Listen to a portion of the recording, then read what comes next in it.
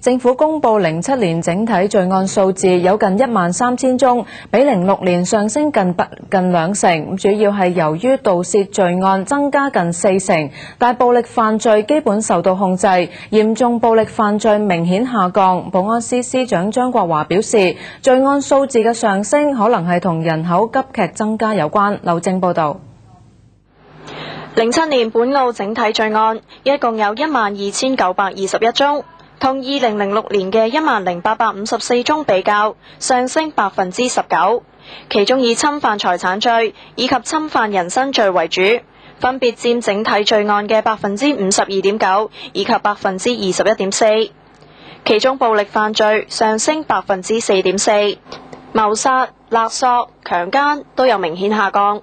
但係縱火案就增加超過3成，另外侵犯財產罪上升2成4，其中盜竊總數達到4181宗，比起06年上升近4成。保安司司長張國華表示，盜竊罪嘅上升可能同人口急劇增加有關。07年呢，遊客係有大幅度嘅增長，佢增幅為22.75%，就去到2700萬人。咁關於呢個係屬於流動人口啦。咁關於呢個常住人口咧，我哋亦都睇到咧，07年去到第三季度咧，人口係531000人。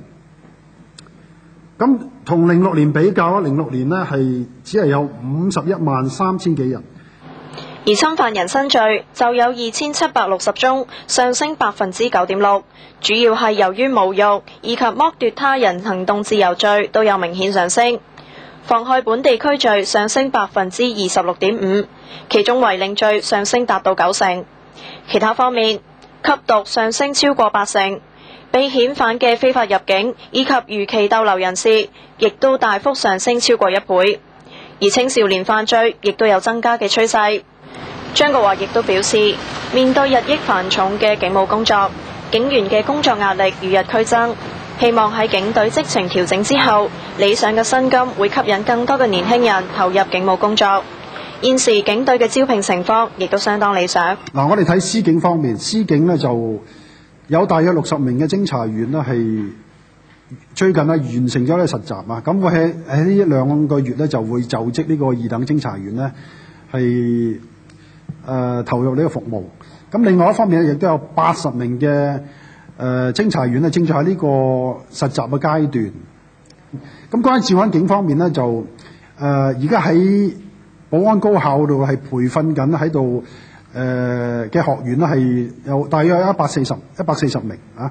咁另外新一屆嘅呢，就我哋亦都係喺呢個招聘期間，咁報名嘅人士係大約有1200人度咯。